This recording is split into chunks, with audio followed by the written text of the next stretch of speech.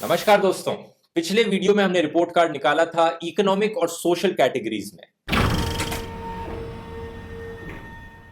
आइए निकालते हैं रिपोर्ट कार्ड बची हुई 3 कैटेगरीज में, गवर्नेंस, ह्यूमन कैपिटल और एनवायरनमेंट में। 12 अलग अलग इंडिकेटर्स को देखा जाएगा और वही 5 में से रेटिंग दी जाएगी। आइए देखते हैं। करप्शन की बात करते वक्त दोस्तों हमें यह ध्यान देना चाहिए कि मौजूदा सरकार वो सरकार है जो अनएम्प्लॉयमेंट के डेटा को छुपाकर रखती है, जीडीपी की डेटा को मैनिपुलेट करती है, इंस्टीट्यूशंस को दबाकर रखना चाहती है। तो आप ये सोचकर देखिए दोस्तों, बचा कौन करप्शन एक्सपोज करने वाला। 2011 की एंटी करप्शन मूवमेंट के पीछे मीडिया का बहुत बड़ा हाथ था, लेकिन आज वही मीडिया दोस्तों, टीवी मीडिया, ज्यादातर सरकार के साथ बिकाऊ हो चुका है। कुछ जो इंडिपेंडेंट जर्नलिस्ट थे उनको बाहर निकाला जा चुका है चैनलों से। जैसे रोहिणी सिंह का एग्जाम्पल देख लीजिए दोस्तों, ये वही जर्नलिस्ट थी जिन्होंने रॉबर्ट वाड्रा का एक्सपोजे किया था 2011 में। तब तो मीडिया ने बड़ा खुल के इसे दिखाया था, लेकिन अब जब इन्होंने जय शाह का एक्सपोजे किया तो मीडिया ने कितना हाईलाइट किया उस चीज को। कैरेवन मैगजीन ने अभी हाल ही में एक एक्सप्लोजिव स्टोरी करी थी दोस्तों, जिसमें इन्होंने एलेज किया था कि येडियुरप्पा ने बड़े बड़े बीजेपी के कैबिनेट मिनिस्टर्स को करोड़ों में रिश्वत दी, लेकिन इस चीज पर कोई इन्वेस्टिगेशन तक भी नहीं हो रहा है। तो कैसे सच सामने आएगा? तो कौन एक्सपोज करेगा इन करप्शन स्कैम्स को जब सारी चीजें ही आप अपने अंडर कंट्रोल ले लोगे? कोई इंडिपेंडेंट ही नहीं बचेगा। हमारे रघुराम राजन ने बैंक फ्रॉडस्टर्स की लिस्ट आज से 3 साल पहले पीएमओ को दी थी, कोई एक्शन नहीं लिया गया उस पर। 2G स्कैम सबसे पॉपुलर स्कैम, जिसकी वजह से शायद बीजेपी पावर में आई थी। क्या हुआ उस स्कैम का? कुछ भी नहीं निकला, क्लीन चिट दे दी गई सबको। 2014 में बीजेपी की उमा भारती ने कहा था कि अगर हम पावर में आएंगे तो रॉबर्ट वाड्रा को जेल भेज देंगे। आज अमित शाह कहते हैं कि हमने तो कभी कहा ही नहीं कि हम रॉबर्ट वाड्रा को जेल भेजेंगे। हमने कहीं पर ये नहीं कहा कि रॉबर्ट वाड्रा को जेल में डालेंगे, हमने ये कहा भ्रष्टाचारियों को जेल में डालेंगे। तो रॉबर्ट वाड्रा भ्रष्टाचारी नहीं है। अरे सुनिए तो, आप बोलने भी नहीं देंगी क्या? नहीं, बिल्कुल बोलने दे रही सर। मेरे वाणी स्वतंत्रता के अधिकार का तो कम से कम प्रोटेक्ट अच्छा लगता है सुनने में। अब सुनिए जरा, रॉबर्ट वाड्रा को हम जेल में डालेंगे कभी नहीं कहा। हमने ये कहा कि हम भ्रष्टाचारियों को जेल में डालेंगे, और ये भी कहा कि रॉबर्ट वाड्रा ने रैंपड करप्शन किया है। अरे कहना क्या चाहते हो? और सबसे बुरी चीज दोस्तों, 70 सालों में पहली बार हमारे देश में मोदी सरकार ने करप्शन को लीगलाइज किया इलेक्टोरल बॉन्ड्स के द्वारा। अब कोई भी कंपनी किसी भी पॉलिटिकल पार्टी को एनोनिमसली डोनेट कर सकती है और हमें इसका पता तक नहीं चलने वाला। 95% डोनेशन जो इलेक्टोरल बॉन्ड्स के थ्रू की गई वो सारी बीजेपी को गई। ऊपर से दोस्तों इन्होंने फॉरेन फंडिंग भी लीगलाइज कर दी पॉलिटिकल पार्टीज के लिए। ये लीगलाइज्ड करप्शन दोस्तों इतनी खतरनाक चीज है हमारे देश के लिए कि पिछले 70 सालों में किसी भी और पॉलिटिकल पार्टी की करप्शन को इससे कंपेयर नहीं किया जा सकता। इसलिए देने तो मुझे नेगेटिव नंबर चाहिए यहाँ पे, लेकिन मैं 0 से कम नहीं दे सकता। तो यहां पर मोदी सरकार को मिलते हैं 0। किसी भी डेमोक्रेसी की ताकत इससे मेजर की जाती है कि उसके पब्लिक इंस्टीट्यूशंस कितने स्ट्रांग हैं। यही इंस्टीट्यूशंस हैं जिनकी वजह से इंडिया एक असली डेमोक्रेसी है, ना कि कोई डिक्टेटरशिप या फेक डेमोक्रेसी। लेकिन इस गवर्नमेंट के टर्म में हमने देखा है कि पब्लिक इंस्टीट्यूशंस की इंडिपेंडेंस कम और हालत काफी बुरी हो गई है। इंडिया की टॉप इन्वेस्टिगेटिव एजेंसी सीबीआई में उनके 2 टॉप ऑफिशियल्स की सबके सामने टकरार हुई और सेंट्रल गवर्नमेंट ने शुरू से ही इसमें एक एक्टिव रोल प्ले करने की कोशिश करी। यहाँ तक कि इलेक्शन कमीशन भी, जो कि हमेशा से एक इम्पार्शियल और इंडिपेंडेंट बॉडी मानी जाती है, उनके बिहेवियर पे भी शक जाहिर हुआ जब उन्होंने हिमाचल प्रदेश की पोल डेट्स अनाउंस करी, लेकिन गुजरात की नहीं, जिससे पीएम मोदी को वहां अपनी रैलीज कंडक्ट करने का मौका मिला। और तो और इंडिपेंडेंस के बाद शायद ये पहली बार ऐसा हुआ होगा कि 4 सुप्रीम कोर्ट जजेस ने एक प्रेस कॉन्फ्रेंस रखी ये बताने के लिए कि हमारे सुप्रीम कोर्ट की ही इंटेग्रिटी खतरे में है। आरबीआई ने भी 2 गवर्नर रेजिग्नेशंस देखे, जिसमें एक तो स्पेशली इसलिए था कि उनको गवर्नमेंट से बहुत प्रेशर आ रहा था, और इसीलिए हम मोदी गवर्नमेंट को इस इंडिकेटर पे देते हैं 015। डिफेंस मिनिस्टर ने जनवरी में कहा था कि 2014 के बाद हमारे देश में कोई भी मेजर टेररिस्ट अटैक नहीं हुआ है। लेकिन क्या आप उरी, गुरदासपुर, पठानकोट, पुलवामा को टेररिस्ट अटैक नहीं कहोगे? हाँ, ये बात सच जरूर है कि मेनलैंड इंडिया में कोई टेररिस्ट अटैक नहीं हुआ है, लेकिन अगर इसकी भी आप स्टैटिस्टिक्स देखोगे दोस्तों तो आपको देखेगा कि 2011-12 के बाद से ही कोई भी major terrorist attack mainland India में नहीं हुआ है। नॉर्थ ईस्ट और माओइस्ट एरियाज में सिक्योरिटी की सिचुएशन बेटर रही है। सिविलियन डेथ्स और मिलिट्री डेथ्स दोनों ही कम हो गई हैं मोदी सरकार के अंडर पिछली सरकार के कंपैरिजन में। लेकिन कश्मीर में सिचुएशन बद से बदतर होती चली गई है। टेररिस्ट अटैक्स बढ़े हैं, सिविलियंस और मिलिट्री की डेथ्स बढ़ी हैं, और कश्मीर में जो यूथ रेडिकलाइज हो रहा है दोस्तों वो भी एक्सपोनेंशियली बढ़ते चले जा रहा है। लेकिन दूसरी तरफ सरकार एक ऐसी इमेज प्रोजेक्ट करती है अपनी जैसी कि कितनी स्ट्रांग हो, आर्मी से क्रेडिट छीनने की कोशिश करी जाती है। इन सारे इश्यूज को ध्यान में रखते हुए दोस्तों मोदी सरकार को इस मामले में मिलते हैं 5 में से 2 नंबर। फॉरेन पॉलिसी पे इस गवर्नमेंट की मिक्स परफॉर्मेंस रही है। पीएम बनने के बाद से मोदी जी ने 48 फॉरेन ट्रिप्स करी, जिसमें इन्होंने 55 कंट्रीज को विजिट किया। इस पे टोटल 2000 करोड़ रुपए से ज्यादा खर्च हुए। इसलिए हमें खुश होना चाहिए कि उनके टर्म में कई पॉजिटिव डेवलपमेंट्स हुए, जैसे कि चाइना के ग्लोबल राइज से कम्पीट करने के लिए इंडिया ने जापान, ऑस्ट्रेलिया और वियतनाम जैसी कंट्रीज के साथ पार्टनरशिप डीपन करी। इसका एक सबूत है क्वाड्रेटिक सिक्योरिटी डायलॉग का क्रिएट होना। गल्फ कंट्रीज के साथ भी इंडिया की दोस्ती बढ़ी है, जो कि देखा गया जब इंडिया को ओआईसी में गेस्ट ऑफ ऑनर बना के बुलाया गया। लेकिन इस गवर्नमेंट की पॉलिसीज की वजह से इंडिया की अपनी डायरेक्ट नेबर्स के साथ रिलेशनशिप्स और बुरी हो गई हैं, और चाइना ने इसी बात का फायदा उठाकर इस रीजन में अपनी इन्फ्लुएंस बढ़ाने की कोशिश करी है। फॉर एग्जाम्पल 2015 में इंडिया नेपाल रिलेशनशिप्स खराब हुए थे जब हमने वहां पे कॉन्स्टिट्यूशनल कू को सपोर्ट किया था। मॉलडीव्स में तो टेंशन इतने बढ़ गए थे कि एक टाइम पर वो सारे इंडियंस के वर्क वीजाज रिजेक्ट कर रहे थे। श्रीलंका भी अब सपोर्ट के लिए चाइना पे ज्यादा डिपेंड करने लगा है। इन चीजों को फिक्स करने की कोशिश जरूर की गई है, लेकिन ये नहीं कहा जा सकता कि सारे रिलेशनशिप्स पूरी तरह नॉर्मल हो चुके हैं। पाकिस्तान का टॉपिक लें तो बालाकोट एयर स्ट्राइक्स के बाद ये कहना बहुत मुश्किल है कि पाकिस्तान के साथ हमारी फ्यूचर रिलेशनशिप कैसी होगी, या ये भी जानना कि इन एयर स्ट्राइक्स के बाद पाकिस्तान स्पॉन्सर टेररिज्म पे कोई इम्पैक्ट होगा या नहीं। पाकिस्तान गवर्नमेंट ने टेररिस्ट ग्रुप्स के खिलाफ केवल कुछ टोकन स्टेप्स ही लिए हैं और फिलहाल कोई स्ट्रेटेजिक चेंज नहीं हुआ है। क्यों, ये जानने के लिए हमारा ये वाला वीडियो देखें, जिसका लिंक डिस्क्रिप्शन में भी है। कोई भी इंडियन गवर्नमेंट की फॉरेन पॉलिसी को जज करने के लिए सबसे इंपॉर्टेंट है हमारे वर्ल्ड पावर्स के साथ रिलेशन देखना, यानी कि यूएस, रशिया और चाइना। और ये गवर्नमेंट तीनों पर ही फेल हुई है। इंडिया के 2 अटेम्प्ट्स के बावजूद यूएस के साथ कोई भी बायलैटरल एग्रीमेंट साइन नहीं हुआ है। रशिया के साथ रिलेटिव रिलेशनशिप खराब हुई है क्योंकि उनकी रिलेशनशिप पाकिस्तान से इंप्रूव हुई है। और चाइना पे तो ये गवर्नमेंट कंसिस्टेंटली फेल हुई है, चाहे वो डोकलाम इंसिडेंट हो या फिर यूएन में मसूद अजहर की टेररिस्ट लिस्टिंग की ऑब्जेक्शन होना। और इसीलिए फॉरेन पॉलिसी पे हम मोदी गवर्नमेंट को देते हैं 2 out of 5। Global impunity index, जो कि देखता है respect for security, justice and human rights, India की रैंक दोस्तों 2017 में थी second last out of 69 countries.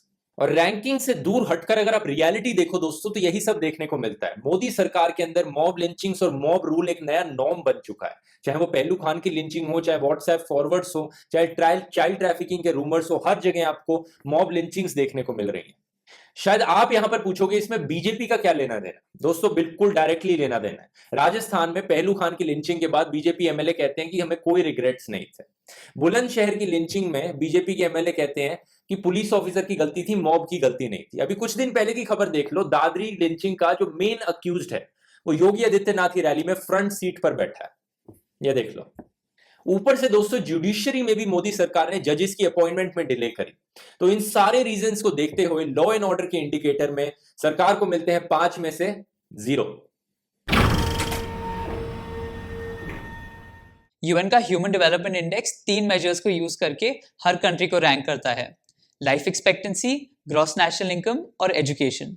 जबकि यूपीए गवर्नमेंट के टाइम हमारी रैंक घटी थी, एनडीए गवर्नमेंट के टाइम हमारी रैंक एक्चुअली इंप्रूव हुई है। ये डेफिनेटली अच्छी खबर है, लेकिन हमें यह भी नोट करना चाहिए कि दोनों टर्म्स में हमारा रॉ स्कोर इंप्रूव हुआ था।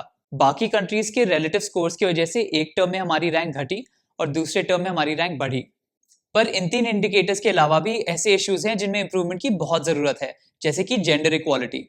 इसीलिए ह्यूमन डेवलपमेंट के लिए हम इस गवर्नमेंट को देते हैं 3 out of 5। Human development index में इंडिया की रैंक इतना नीचे होने का एक हिस्टोरिकली रीजन रहा है दोस्तों, इंडिया की बढ़ती इनइक्वालिटी। ऑक्सफैम की रिपोर्ट ने बताया है कि इंडिया में जो टॉप 1% अमीर लोग हैं वो 73% वेल्थ को कंट्रोल करते हैं पूरे देश भर में। और ये इनइक्वालिटी दोस्तों बहुत सालों से बढ़ती चली जा रही है। ये यूपीए के टाइम भी बढ़ती रही थी और मोदी के टाइम भी बढ़ती जा रही है। तो इसमें पूरा ब्लेम मोदी पर नहीं किया जा सकता यहाँ पर। लेकिन एक चीज जिसके लिए मोदी को ब्लेम किया जा सकता है यहां पर, वो है क्रॉनिक कैपिटलिज्म, जिसकी वजह से शायद इनइक्वालिटी और भी तेजी से बढ़ रही है। सरकार प्रेफरेंशियल ट्रीटमेंट देती है टॉप के गिने चुने बिजनेसमैन को। यह एलिज किया जाता है कि अडानी अंबानी के साथ मिले जुले हैं मोदी यहां पर। दोस्तों दूसरी तरफ सरकार ने कोई कोशिश भी नहीं करी इस इनइक्वालिटी को रिड्यूस करने की। तो इन सारी चीजों को देखकर इनइक्वालिटी के मामले में मोदी सरकार को मिलते हैं 5 में से 1 नंबर। हेल्थ सेक्टर में मोदी गवर्नमेंट ने अच्छा परफॉर्म किया है। इंडिया का health as percentage of GDP दुनिया में वन ऑफ द लोएस्ट रहा है। लेकिन लास्ट ईयर मोदी जी ने यह अनाउंस किया कि 2025 तक हमारा हेल्थ एक्सपेंडिचर जीडीपी का 2.5% तक हो जाएगा। और एक इंडिया स्पेंड के एनालिसिस के हिसाब से हम इस गोल को मीट करने के लिए ट्रैक पर भी हैं। पर हेल्थ सेक्टर में इस गवर्नमेंट की स्कीम्स इतनी इफेक्टिव नहीं रही हैं, जैसे कि इनका main program Ayushman Bharat scheme, जिसे मोदी केयर भी कहा जाता है। ये लॉन्च तो बहुत जोर शोर से हुई थी, लेकिन असल में ये कोई नई स्कीम नहीं है। ये स्कीम 2016 में लॉन्च हुई थी, पर 2 साल तक इम्प्लीमेंट नहीं हुई। गवर्नमेंट ये दावा देती है कि 10 करोड़ लोगों को इस स्कीम से 5 लाख रुपए तक की इंश्योरेंस मिलेगी। इसके लिए गवर्नमेंट को 50,000 करोड़ रुपए की जरूरत होगी, लेकिन इस स्कीम का बजट एलोकेशन ही केवल 2000 करोड़ है। मिशन इंद्रधनुष, जो इस गवर्नमेंट की दूसरी बड़ी स्कीम है, उस पे एक्सपर्ट्स का मिक्स्ड रिव्यू है। कुछ कहते हैं कि इसने अच्छा परफॉर्म किया है, लेकिन बाकियों का मानना है कि पुअर डेटा क्वालिटी और कम फंड्स होने की वजह से ये इनइफेक्टिव हो गई है। इस वजह से हेल्थ पे हम मोदी गवर्नमेंट को देते हैं 3 आउट ऑफ 5। एजुकेशन का बजट अगर हम टोटल बजट के परसेंटेज में देखें दोस्तों, तो साल भर साल मोदी सरकार के परसेंटेज नीचे गिरती रही है। इस साल जहां दिल्ली सरकार ने अपना 26% बजट एजुकेशन में लगाया है, वहीं दूसरी तरफ मोदी सरकार ने सिर्फ 3.5% अपना बजट एजुकेशन में लगाया है। इस साल ये 3.5% का जो फिगर है दोस्तों, ये 10 सालों में लोएस्ट है। ऊपर से दोस्तों सरकार फेयर एग्जामिनेशंस भी नहीं कंडक्ट करा पाई है। 2018 में सीबीएसई के बोर्ड का क्वेश्चन पेपर लीक हुआ था, एसएससी स्कैम हुआ, जिसका सॉल्यूशन अभी तक नहीं निकल पाया शायद। एआईपीएमटी का एग्जाम दोस्तों सुप्रीम कोर्ट ने नलिफाई कर दिया। चारों तरफ आपको चीटिंग देखने को मिली एग्जामिनेशंस में, एग्जामिनेशंस कैंसिल हुए और फिर एजुकेशन को भी पॉलिटिसाइज किया गया। हर एजुकेशन इंस्टीट्यूट में कोशिश की गई कि कोई आरएसएस का बंदा अपॉइंट कर दिया जाए वहां पे वीसी। पूर्वांचल यूनिवर्सिटी का जो वीसी है दोस्तों, उसने स्टूडेंट्स को इनकरेज किया लोगों को मर्डर करने के लिए, लोगों को मारने के लिए, और वो इतनी ऊपर की पोजीशन पर बैठा है वहां पे, जिसके क्लोज टाइज हैं बीजेपी मिनिस्टर्स के साथ। और ये मत भूलिए कि जियो यूनिवर्सिटी को एमिनेंस का टैग दिया गया, एक ऐसी यूनिवर्सिटी जो एग्जिस्ट ही नहीं करती है। लेकिन पॉजिटिव पॉइंट्स देखें दोस्तों, तो नए आईआईटीज और आईएम्स कंस्ट्रक्ट किए गए, नए बनाए गए। तो इन सब चीजों को देखते हुए 5 में से मिलते हैं एजुकेशन की कैटेगरी में मोदी सरकार को 1 नंबर। 2014 और 2019 में मोदी गवर्नमेंट ने इसरो का बजट इंक्रीज किया और इंडिया का पहला मैन्ड स्पेस मिशन भी अनाउंस किया। और सबसे रिसेंटली तो इंडिया ने अपने एंटी सैटेलाइट मिसाइल सिस्टम को भी सक्सेसफुली टेस्ट किया। अनफॉर्चुनेटली साइंस के एरिया में सिर्फ यही कुछ पॉजिटिव आउटकम रहे हैं। पिछले 20 सालों से इंडिया का R&D पे स्पेंड केवल जीडीपी का 0.6 to 0.7% ही रहा है, और इस गवर्नमेंट ने भी इसको इम्प्रूव करने के लिए कुछ नहीं किया। पर इसमें कोई सरप्राइज होने की बात नहीं है अगर हम इसके बारे में सोचें कि इस गवर्नमेंट ने पिछले 5 सालों में कितनी बार एंशिएंट माइथोलॉजी और साइंस को मिक्स कर दिया है। हमारे पीएम ने ये कहा कि एंशिएंट टाइम्स में जेनेटिक साइंस हुआ करती थी। एक्स राजस्थान मिनिस्टर ने कहा कि काउज ऑक्सीजन एक्सहेल करती हैं, और इंडियन साइंस कांग्रेस में भी काफी कंट्रोवर्शियल स्पीचेस हुई हैं। एक में कहा गया कि इंटरप्लैनेटरी ट्रैवल के प्लेन्स वैदिक टाइम्स में एग्जिस्ट किया करते थे।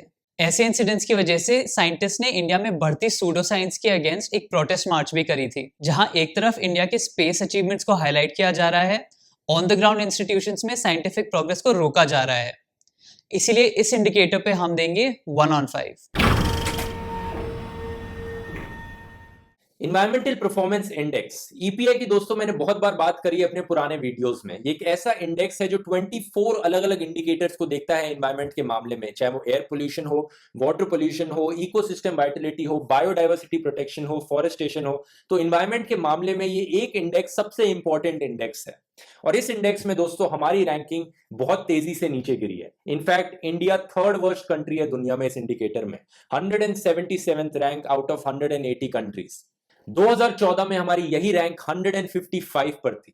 तो इसमें कोई डाउट नहीं दोस्तों कि मोदी सरकार ने बहुत ही डिस्ट्रक्टिव काम किया है हमारे देश की इन्वायरमेंट को लेकर, पर्यावरण को लेकर। तो इसमें 0 से ज्यादा ये डिजर्व नहीं करते। अगर आप डिटेल में जानना चाहते हो कि इन्होंने ऐसा क्या किया जिससे इतना खराब हो गया इंडिकेटर और इतना विनाश हो रहा है हमारी इन्वायरमेंट को, तो इस पर मैंने एक बहुत लंबा ट्विटर थ्रेड बनाया, आप उस ट्विटर थ्रेड को जाकर देख सकते हैं।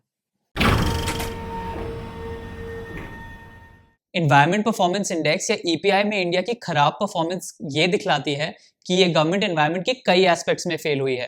फॉर एग्जांपल लेटेस्ट डेटा के हिसाब से वर्ल्ड की 30 मोस्ट पोल्यूटेड सिटीज में से 22 इंडिया में हैं। इसके बावजूद इस गवर्नमेंट ने इसको चेंज करने के लिए कुछ खास नहीं सजेस्ट किया है। इनफैक्ट जब इसके लिए मीटिंग बुलाई गई तो 3 बीजेपी स्टेट्स के मिनिस्टर्स एब्सेंट ही थे। बीजेपी ने 20,000 करोड़ रुपए का नमामि गंगा प्रोजेक्ट लॉन्च किया था, जिसका ऑब्जेक्टिव था 2019 तक गंगा को साफ करना, लेकिन ये बिल्कुल इनइफेक्टिव रहा है। इनफैक्ट पिछले 3 सालों में वाटर क्वालिटी और बिगड़ गई है। पीएम मोदी ने सोलर एनर्जी को एक इंपॉर्टेंट मुद्दा बनाया और इसीलिए उन्हें चैंपियंस ऑफ द अर्थ का अवार्ड भी मिला था। लेकिन गवर्नमेंट टैरिफ्स और पॉलिसीज इन्हीं गोल्स के अगेंस्ट एक ऑब्स्टिकल बन गई। और सिंगल यूज प्लास्टिक को 2022 तक कंप्लीटली बैन करने का डिसीजन लेके इस गवर्नमेंट ने एक बहुत ही अच्छा स्टेप लिया है, लेकिन ये भी एक फॉरवर्ड लुकिंग गोल है और गंगा प्रोजेक्ट की तरह ये भी फेल हो सकता है। इसीलिए एनवायरमेंट इंडिकेटर्स पे हम इस गवर्नमेंट को देते हैं 1 out of 5। तो इन सारे 22 इंडिकेटर्स को अगर हम टोटल अप करें दोस्तों, इस वीडियो के और पिछले वीडियो के भी, तो टोटल मार्क्स बनते हैं 31 out of 110। लेकिन हम परसेंटेज निकालेंगे 100 में से, तो ये बनते हैं 28 out of 100। ये है मोदी सरकार का फाइनल रिपोर्ट कार्ड। आप में से कुछ लोगों ने मुझसे पूछा था पिछले वीडियो में कि आप कांग्रेस का ऐसा रिपोर्ट कार्ड क्यों नहीं बनाते, उनसे कंपैरिजन क्यों नहीं करते। दोस्तों मैं आपको बताना चाहूंगा, ये रिपोर्ट कार्ड जो है ये एक तरह से कंपैरिजन ही है। हमने हर इंडिकेटर में पुरानी सरकार से कंपेयर किया है। अगर 2.5 से कम पॉइंट्स मिले सरकार को, मोदी सरकार को, यानी इनकी परफॉर्मेंस यूपीए के टाइम से बेकार रही है। अगर 2.5 out of 5 से ज्यादा मार्क्स मिले किसी भी इंडिकेटर में, तो इनकी परफॉर्मेंस पिछली सरकार से बेहतर रही है। आप इस तरह से इस पूरे इंडिकेटर्स और रेटिंग्स को देख सकते हैं। तो उम्मीद है दोस्तों आप एक इन्फॉर्म्ड डिसीजन लेंगे अपनी वोटिंग करते वक्त, इन सारी परफॉर्मेंस को देखकर, इन सारे रिपोर्ट कार्ड को देखकर। अब यहां पर मैं आपकी राय जानना चाहूंगा दोस्तों, आपको क्या लगता है कि किस इंडिकेटर में कितने नंबर मिलने चाहिए थे और टोटल में कितने नंबर मिलने चाहिए थे इस रिपोर्ट कार्ड में? आप नीचे कमेंट्स में देखकर बता सकते हैं। और इस वीडियो को शेयर कीजिए दोस्तों, ताकि और भी लोग एजुकेट हो इस बारे में, और भी लोगों को पता चले कि कैसी परफॉर्मेंस रही है सरकार की, और सब मिलकर एक लॉजिकली और रैशनल डिसीजन ले पाए वोटिंग करते वक्त। इस वीडियो के लिए मैं धन्यवाद करना चाहूंगा सोच यूट्यूब चैनल का, जिनके साथ कोलैबोरेशन करके मैंने वीडियो बनाया है और जिन्होंने रिसर्च में मेरी बहुत मदद करी है इस वीडियो के। ये इनका यूट्यूब चैनल का लिंक है दोस्तों, आप इस पे क्लिक करके उनके यूट्यूब चैनल को देख सकते हैं। अगर आपको मेरा काम पसंद आता है तो आप patreon.com/ध्रुव राठी पर मुझे कंट्रीब्यूट कर सकते हैं, ताकि ऐसे ही और इन्फॉर्मेटिव, एनालिटिकल और रिसर्च बेस्ड वीडियोस मैं आपके लिए फ्यूचर में बनाता रहूं। चलिए मिलेंगे हम अगले वीडियो में दोस्तों। बहुत बहुत धन्यवाद।